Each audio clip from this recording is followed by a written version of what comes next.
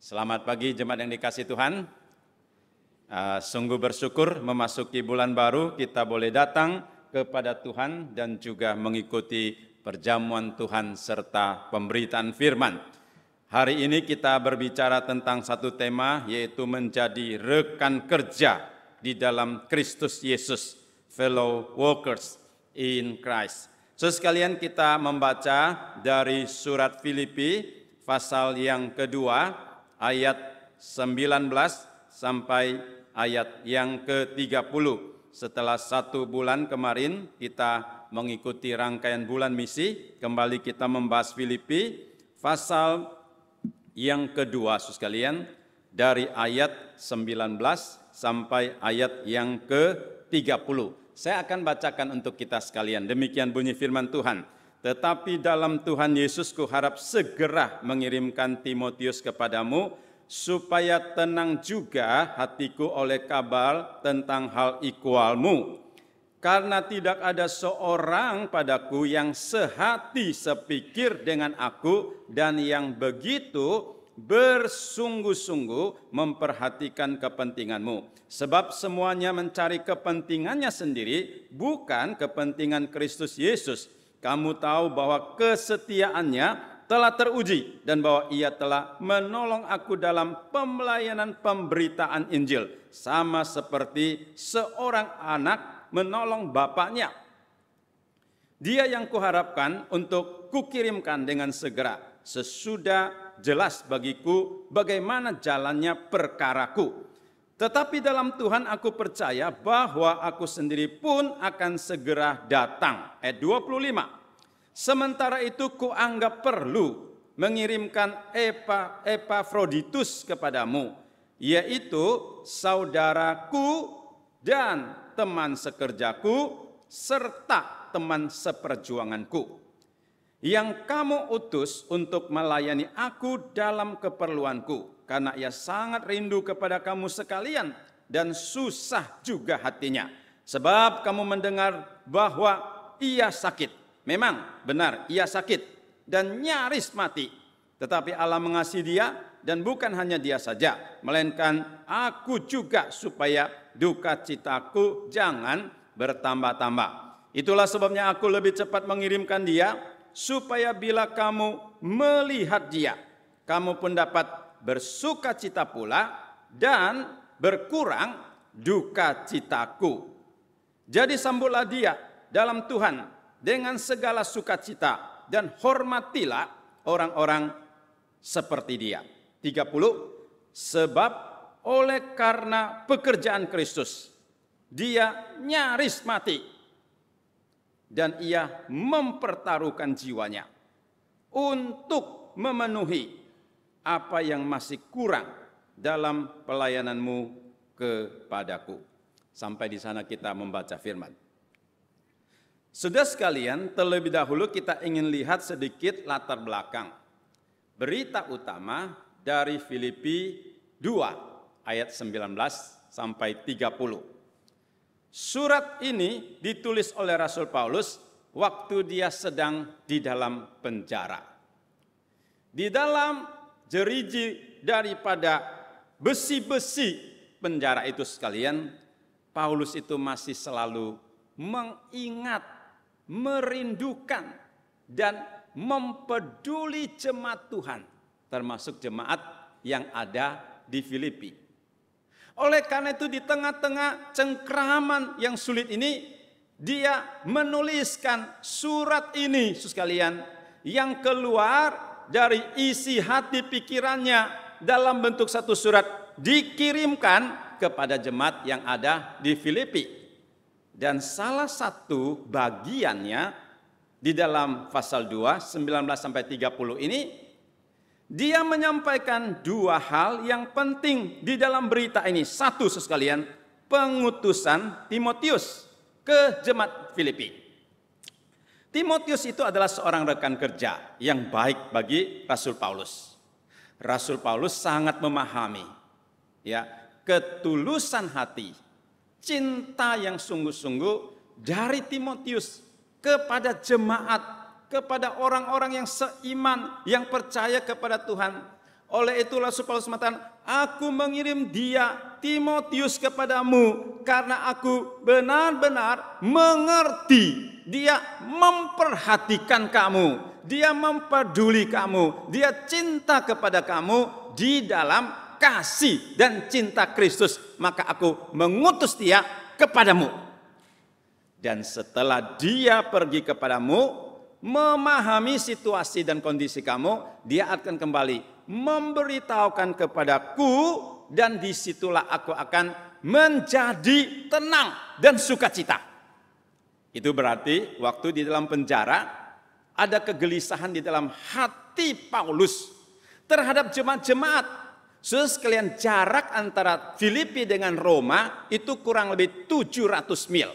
Hampir seperti Jakarta Surabaya. Saudara sekalian, dia rindu supaya memahami situasi. Oleh karena itu, dia mengutus supaya Timotius ke sana, peduli, menguatkan, mendoakan, bawa berita kembali kepada saya supaya hati saya terhibur, diteguhkan. Kedua, saudara sekalian, mengutus Epafroditus. Siapakah ini Epafroditus sekalian? Dia adalah jemaat atau rekan kerja dari gereja Filipi. Kemudian dia diutus oleh gereja Filipi untuk membawa bantuan, juga mungkin bantuan finansial kepada Paulus yang sedang ada di penjara di Roma. Jadi dia harus menempuh jarak sekian jauh, ya tentu transportasi yang tidak gampang, dan sampai di sana dia melayani. Dia mempeduli kehidupan dan juga pergumulan Paulus di dalam penjara. Bahkan Alkitab tadi mengatakan dia jatuh sakit. Bukan sembarang sakit, nyaris mati. Hampir mati. Di ujung tanduk dari kematian. Sakitnya apa saudara sekalian? Alkitab tidak kasih tahu. Tapi ini serius. Dan berita sakit ini saudara sekalian kedengaran oleh jemaat di Filipi. Menjadi saudara sekalian satu kekhawatiran, kegelisahan di dalam jemaat Filipi. Ini teman kita yang kita utus ke Roma itu sedang sakit, sakit berat. Mereka gelisah. Paulus mengatakan, supaya gelisahmu jangan bertambah-tambah, aku kirim ini Epafroditus kembali kepada kamu. Supaya dia bertemu, kamu melihat dia. Tuhan sudah sembuhkan dia. Supaya hatimu terhibur, hati saya juga terhibur. Kita semua mendapatkan penghiburan kembali melalui pengiriman Epafroditus ini. Satu kesimpulan kecil dari Filipi 2, 19 sampai 30. Pertama sekalian, yaitu apa? 3 rekan kerja. Paulus, Timotius, Epafroditus merupakan rekan kerja yang begitu solid, yang begitu kuat, yang begitu baik, yang begitu indah, yang dapat membangun pelayanan di dalam satu spirit, visi yang sama. Ini luar biasa. Kesatuan adalah kekuatan. Kesatuan di sana Tuhan mencurahkan berkat dan mereka memperlihatkan keutuhan kerjasama yang luar biasa. Kedua sekalian, mereka itu adalah orang-orang yang sungguh dipakai oleh Tuhan untuk membangun gereja, untuk menghibur jemaat, memberikan kekuatan, memberitakan Injil, menjangkau jiwa yang terhilang. Mereka adalah tokoh, mereka dipakai Tuhan luar biasa sebagai utusan Kristus di tengah-tengah dunia ini. Ketiga sekalian, apa yang kita bisa pelajari dari ketiga tokoh penting ini?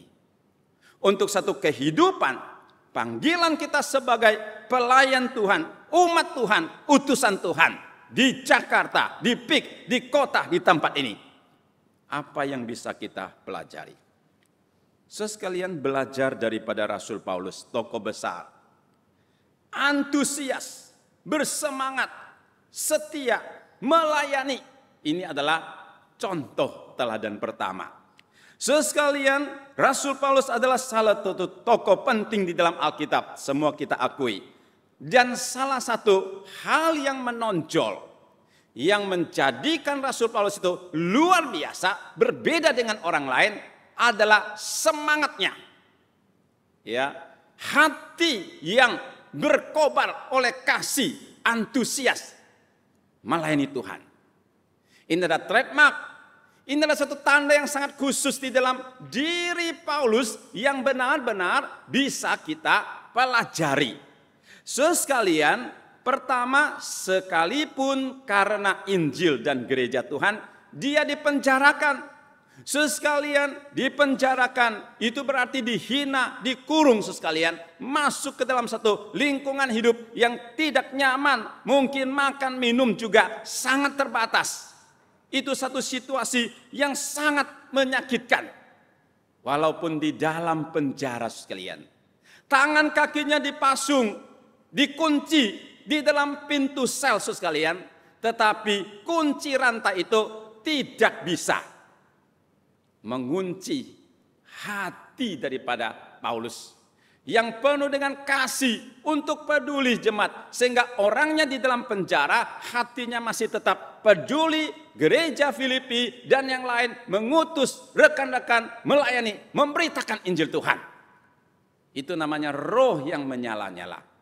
Itu hanya antusias, hati yang mau melayani Tuhan. Tidak bisa dikurung oleh penjara, tidak bisa dikurung oleh situasi politik, tidak bisa dikurung oleh masalah ekonomi apapun juga, karena kasih Kristus. Itu lebih besar kekuatannya daripada segala bentuk penghambatan. Kedua sekalian, 2 Korintus 11 ayat 22 sampai 33. Di sana itu Paulus menceritakan kurang lebih 33 penderitaan yang pernah dia alami karena Injil dan karena Tuhan. Dia mengatakan, aku pernah dipukul dengan rantai sekalian, ya 5 kali. Dilempari dengan batu, menghadapi bahaya di laut, karam kapal, di tengah-tengah kedinginan, ditolak orang-orang Yahudi, dianiaya orang-orang non-Yahudi, lapar, puasa, kedinginan, tidak ada makanan. Semua rantaian itu sekalian dia catat. Dan dia mengatakan itu adalah realita yang dia hadapi, tetapi semua kesulitan itu tidak bisa menghambat hatinya, antusiasnya itu untuk melayani Tuhan. Di dalam 2 Korintus 12 ayat ke-7, Paulus mengatakan ada duri di dalam dagingku, sekalian, memohon Tuhan 3 kali supaya duri ini diangkat, dibersihkan, tetapi Tuhan mengatakan, kasih karunia, anugerah, penyertaan-Muku cukup untukmu di dalam kelemahan-kelemahanmu, di situ nyata kuasa Kristus yang sangat besar. Banyak penafsir mengatakan sekalian, duri dalam daging Paulus itu apa? Hampir sebagian besar penafsir mengatakan itu Paulus mengalami sejenis penyakit di dalam dirinya yang sangat menghambat, yang menjadi beban, yang berat, yang menyakiti secara fisik daripada dirinya. Sebagian penafsir mengatakan itu mungkin karena matanya yang bermasalah, mungkin juga kurang jelas. Kenapa sekalian? Karena waktu perjalanan di Damsyik, dia pernah buta 3 hari karena sinar yang sangat luar biasa, dan itu membawa dampak. Sehingga di dalam beberapa surat itu dia mengatakan, demikian saya menuliskan kepada kamu dengan huruf yang sangat besar. Jadi dia tulis harus dengan huruf yang sangat besar. Ada orang mengatakan mungkin karena itu sejenis penyakit malaria. Karena dia mengalami karam kapal, kemana-mana sekalian, mengalami bahaya sekalian, sehingga terkena penyakit yang bisa panas dingin, yang susah diatasi, menjadi satu hambatan yang begitu besar. Atau orang mengatakan di dalam tubuhnya ada sesuatu yang tidak beres, sehingga dia sangat bergumul, sangat sulit dan menderita. Tetapi sekalian, sekalipun di dalam penderitaan, dia itu tetap bersemangat melayani Tuhan. Filipi 2:17, sekalian, dikatakan sekalipun aku harus mencurahkan darahku, nyawaku untuk imanmu, aku akan bersukacita dan tetap bersukacita. Sekalian, Paulus bersukacita bukan karena ditraktir makan enak, sekalian, bukan dikasih hadiah besar, tetapi sekalipun darahnya, nyawanya, saudara sekalian, dicurahkan untuk jemaat, dia tetap bersukacita melayani Tuhan. Sesuatu yang luar biasa. Mengapa Paulus bisa memiliki hati dan semangat yang demikian, saudara sekalian? Saudara sekalian, karena dia pernah mengalami kasih Kristus. Dikatakan kasih Kristus itu begitu panjang, lebar, tinggi, dan dalam, saudara sekalian. Satu pengungkapan kasih yang melampaui wilayah area, saudara sekalian. Yang mempunyai 4 dimensi. Dikatakan sekalipun dengan hikmat bijaksana, kita tidak bisa menyelami akan kedalaman, kekayaan, keajaiban dari kasih Kristus yang menyelamatkan dia, yang mengubahkan dia, yang memenuhi hati dia. Itu yang memampukan dia melayani dengan hati yang begitu luar biasa. Dia mengatakan karena kasih Kristus yang memenuhi hati saya, yang menopang, yang menaungi, sehingga saya itu bisa melayani di dalam segala situasi dan tantangan. Karena Paulus pernah mengalami keselamatan di dalam Kristus. Di dalam surat Timotius dia katakan, di tengah-tengah manusia yang paling berdosa, aku ini manusia yang paling jahat, paling berdosa, tetapi diselamatkan oleh Tuhan. Dia mengenal hati dirinya, melawan Tuhan, membunuh orang Kristen. Tetapi di tengah-tengah permusuhan dia dengan Tuhan, justru di situ kasih keselamatan Tuhan itu digenapkan, dan di situ dia merasa begitu luar biasa. Pengalaman akan keselamatan di dalam Kristus itu sekalian yang mengubahkan hatinya, dan dia melihat bahwa keselamatan ini dibutuhkan oleh setiap orang di dunia.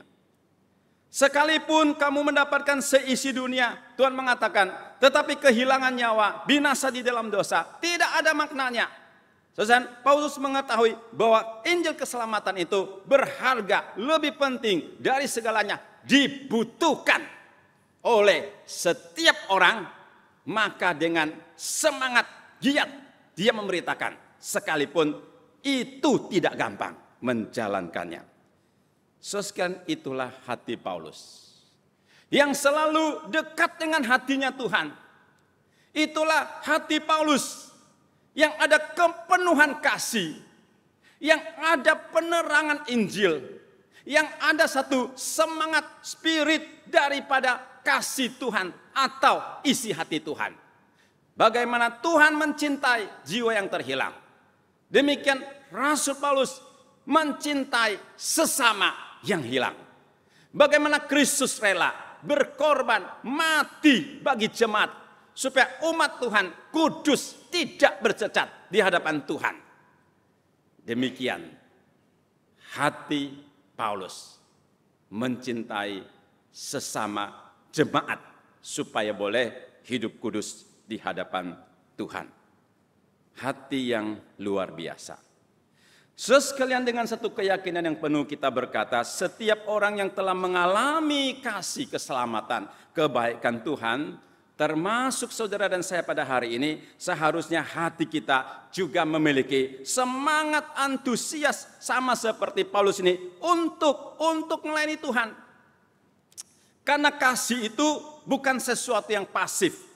Kasih itu sesuatu yang aktif, dinamis, bergelora, bekerja di dalam hati kita, yang membangkitkan kita untuk melayani Tuhan. Saya ingin kita melihat sedikit gambaran daripada gereja kita sekalian, GKI PIK. Ada 27 rekan yang disebut BPBJ, Badan Pengurus Bakal Jemaat.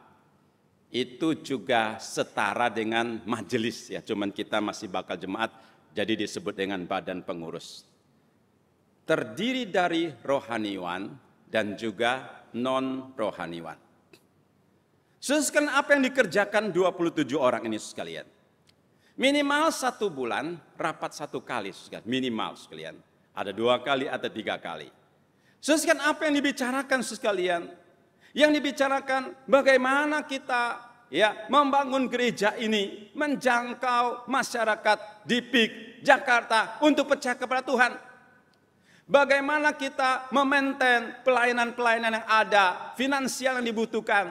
Saudara sekalian, hari ini kita berada di sini, ada lampu terang berapa biji sekalian. Ada juga laptop yang bunyi atau yang memancarkan, dia punya sinarnya. Saudara sekalian, ini semua butuh sekalian finansial untuk mendukung, menopang supaya dalam 1 tahun kita kalkulasi, kita pikir baik-baik bagaimana menggunakan setiap uang dengan baik. Ini tugasnya saudara sekalian.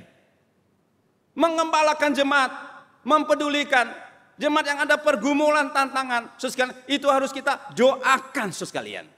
Saya harap sungguh-sungguh 20 rekan ini memiliki hati seperti Paulus sekalian, antusias, bersemangat dengan kasih melayani Tuhan.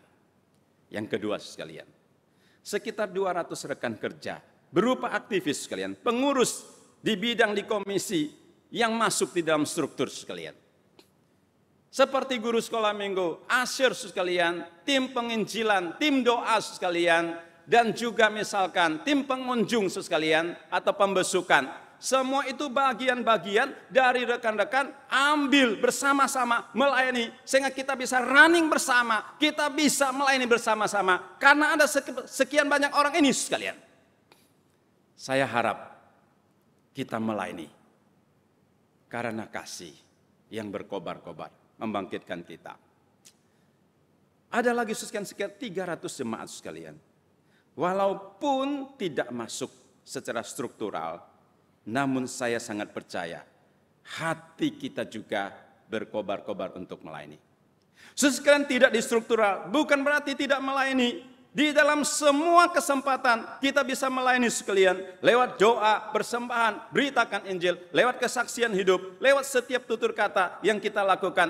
Itu bisa merupakan bagian dari pelayanan kita. Sekalian kita rela memberikan waktu yang berharga kepada Tuhan. Kita rela memberikan pikiran kita untuk memikirkan Tuhan dan pekerjaannya. Sekalian, kita rela memberikan hati kita kepada Tuhan supaya dikuasai oleh kemauan Tuhan. Bukan dikuasai oleh emosi dan juga ambisi kita yang tidak sehat. Tetapi dikuasai oleh maksud dan isi hati Tuhan. Dengan demikian, kita bisa menjadi pelayan-pelayan yang sungguh luar biasa dipakai oleh Tuhan. Sekarang saya menghimbau supaya kita semuanya bersama-sama melayani Tuhan di dalam setiap aspek, di dalam setiap bidang yang ada di gereja ini sekalian, mulai dari perhatian kepada masyarakat sampai kepada perhatian internal melangsungkan ibadah ini. Itu pun satu pelayanan sekalian.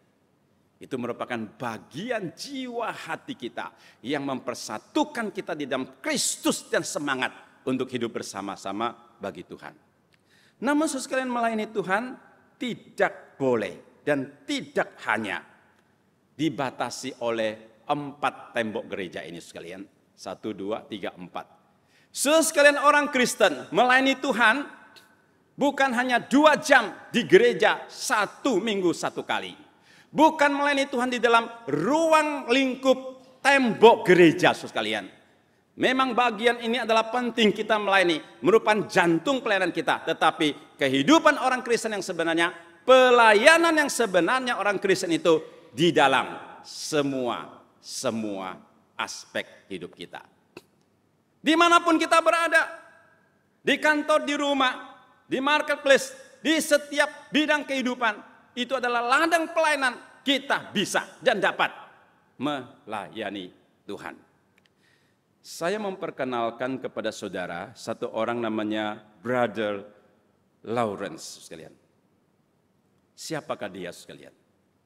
Dia hidup di abad 17. Dia adalah seorang koki di satu biara sekalian di negara Prancis. Kedudukannya itu tidak tinggi. Koki itu bukan menjadi pejabat teras, bukan menjadi pejabat yang top 10 sekalian. Tetapi pekerjaan yang sangat sederhana itu membawa dampak yang sangat besar. Banyak profesor, teolog besar sekalian, tidak mempunyai dampak spiritual sebesar daripada Brother Lawrence ini. Sekalipun dia hanya di dapur, sekalian, membersihkan piring, memasak nasi dan sayur, tetapi dampak rohaninya lebih besar dari profesor yang hebat pikirannya. Kenapa, sekalian? Karena dari ketulusan hati dia mengatakan, segala sesuatu yang saya lakukan, lakukan untuk Tuhan, bukan saja untuk manusia. Semua yang saya lakukan menjadi bagian dari pelayanan saya kepada Tuhan. Dan juga segala yang saya lakukan di hadapan Tuhan. Dan Tuhan yang melihat, menilai dengan langsung. Sehingga dia melakukan dengan ketulusan. Dia menjadi seorang spiritual yang besar, bukan karena pendidikan jabatan yang tinggi, tetapi luapan hati yang takut Tuhan. Luapan hati yang melayani Tuhan, melayani sesama, itu membawa dampak yang sangat besar.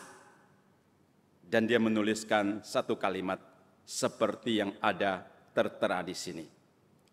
Dikatakan Tuhan, Tuhan, Engkau adalah Tuhan di atas segala alat-alat perabot daripada dapur ini. Baik itu piring, mangkok, itu Engkau Tuhan di atasnya. Dan mohon Tuhan, melalui semua sarana ini, melalui masak makanan, cuci piring, jadikan saya ini seorang kudus, seorang yang melayani, seorang yang hidup dengan benar di hadapan Tuhan. Artinya sekalian, setiap kali dia masak sayur, dia mengatakan, Tuhan, saya masak untuk melayani Engkau.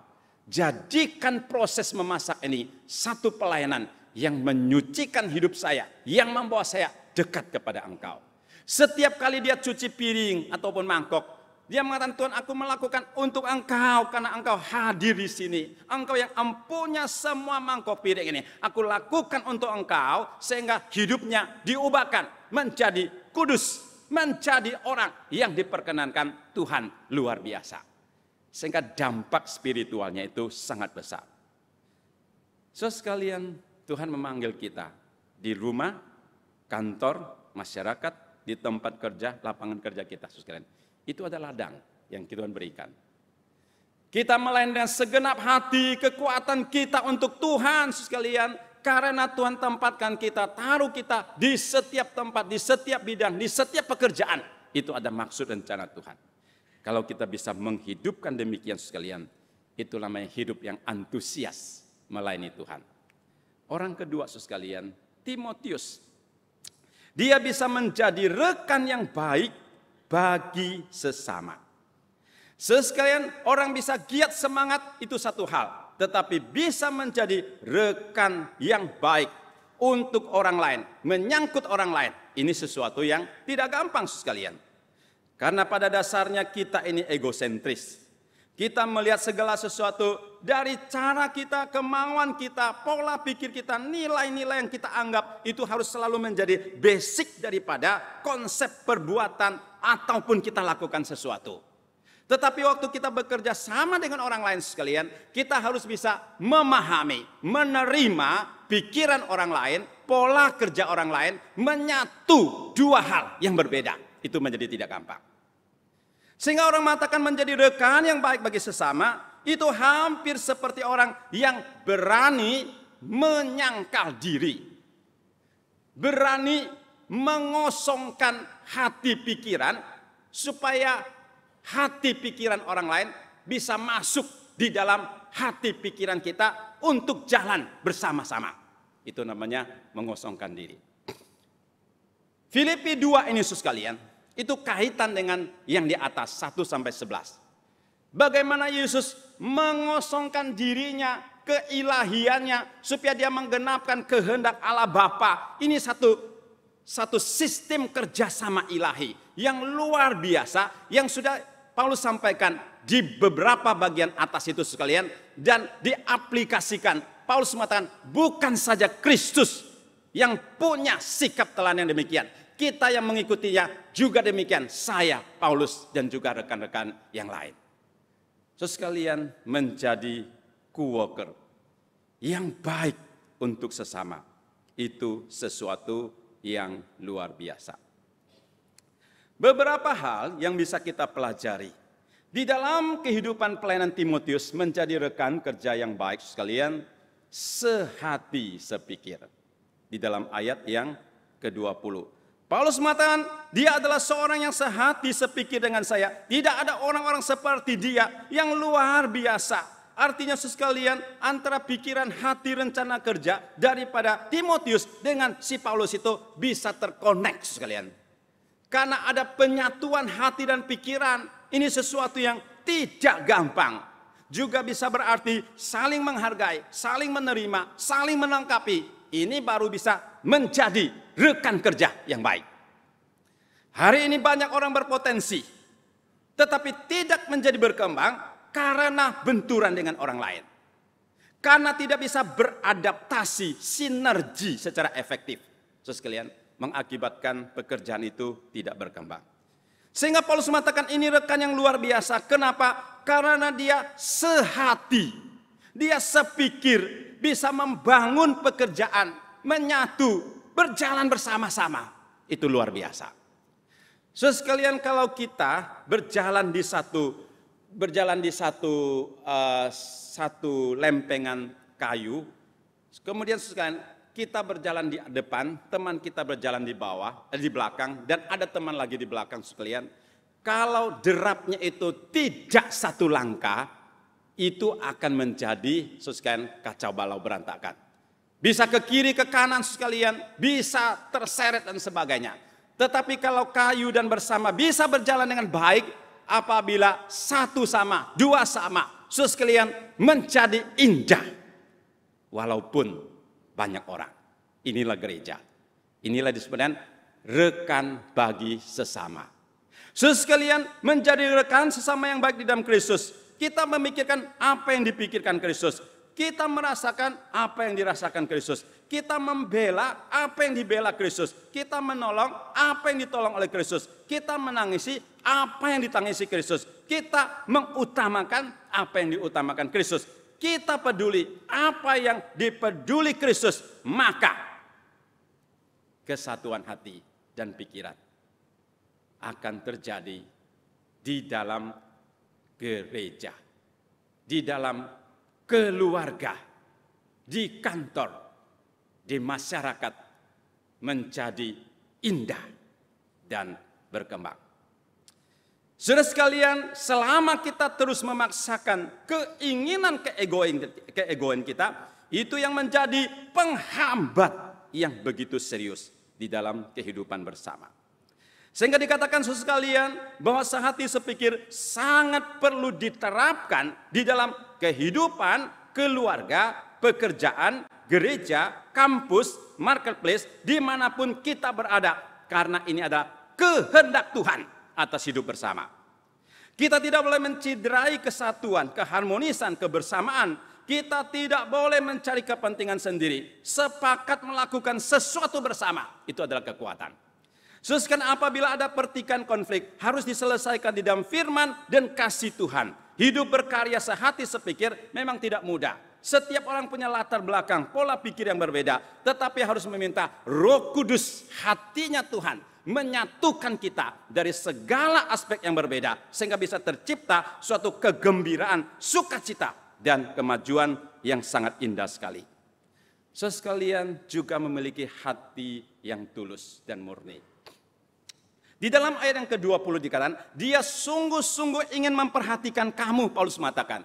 Dia bukan pingin jalan-jalan, dia bukan pingin makan kelapa muda di Filipi, bukan sekalian. Dia itu memperhatikan kamu dengan hati yang tulus. Hati yang tulus menyentuh hati Paulus, menyentuh hati jemaat. Itu bisa membangun satu sinergi yang murni, sinergi yang tidak banyak agenda-agenda pribadi di dalamnya. Sekali kan dia tidak mencari kepentingan sendiri, tetapi mencari kepentingan Kristus. Kepentingan Kristus itu apa sekalian? Memberitakan Injil, mencintai jiwa yang terhilang, gereja bertumbuh, melayani Tuhan, hidup serupa Tuhan, disucikan, bekerja dengan beres, membangun rumah tangga dengan baik, membangun karya di dalam anugerah kasih Tuhan yang melimpah-limpah. Itu adalah kepentingan Kristus. Itu adalah hati Kristus yang menjadi hati kita untuk melayani bersama.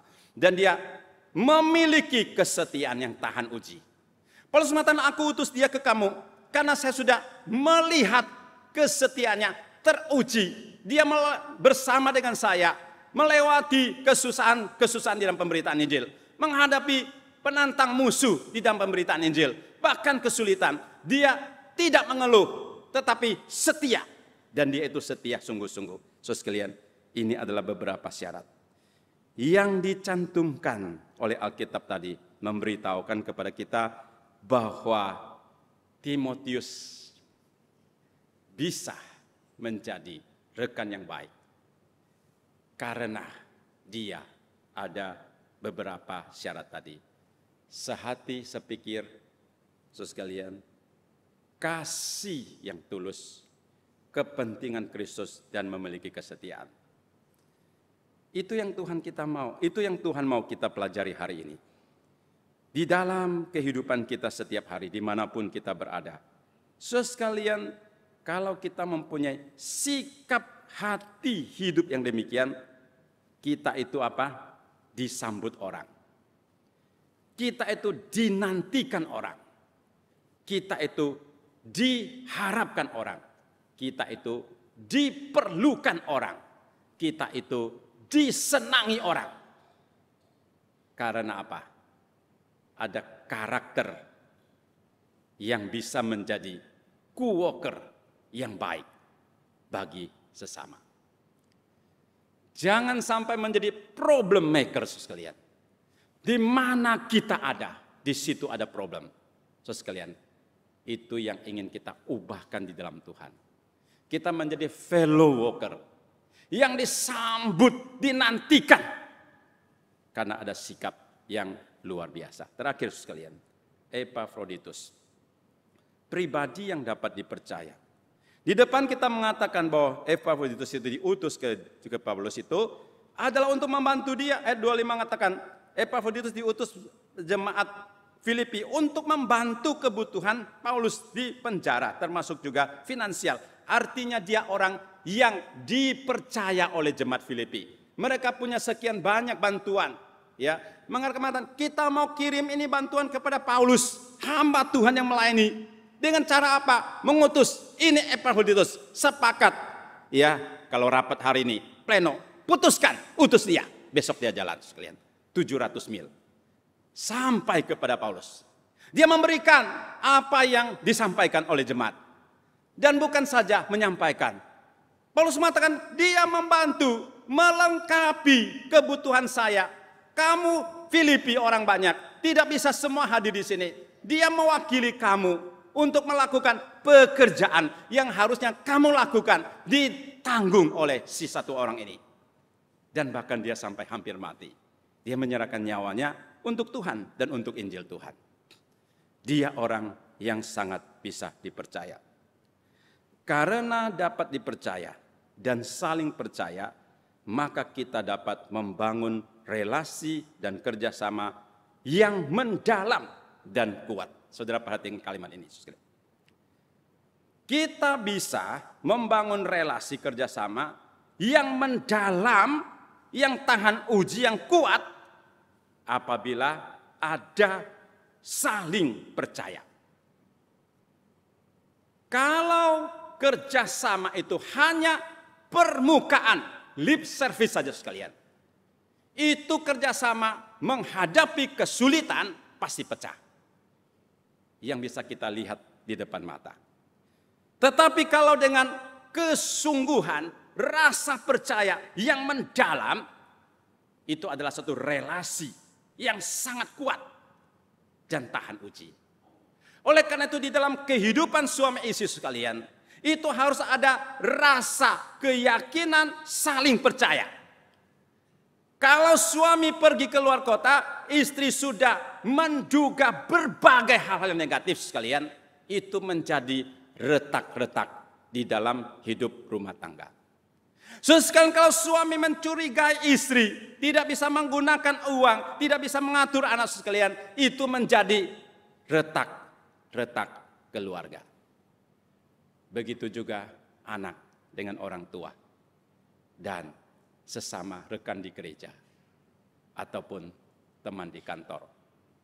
Kita belajar dari tokoh ini, Epafroditus, orang yang dipercaya Yesus sekalian, karena dia dapat dipercaya sehingga dia biasa melakukan tugas dengan sangat tuntas. Dan kalau kita menjadi pribadi yang demikian, luar biasa kita di hadapan Tuhan dan sesama. Kita mohon kepada Tuhan, Tuhan, bangunkan hati saya dengan antusias bersemangat melayani. Tuhan, jadikan saya partner, jadikan saya rekan yang baik bagi rekan di gereja, bagi suami istri anak, bagi rekan-rekan di kantor atau di mana masyarakat. Tuhan, jadikan saya seorang yang benar-benar dapat dipercaya Tuhan dan dapat dipercaya oleh sesama. Menjadikan hidup kita itu berbeda, berbuah, membawa dampak dan membawa hasil bagi kemuliaan kerajaan Tuhan. Mari kita berdoa.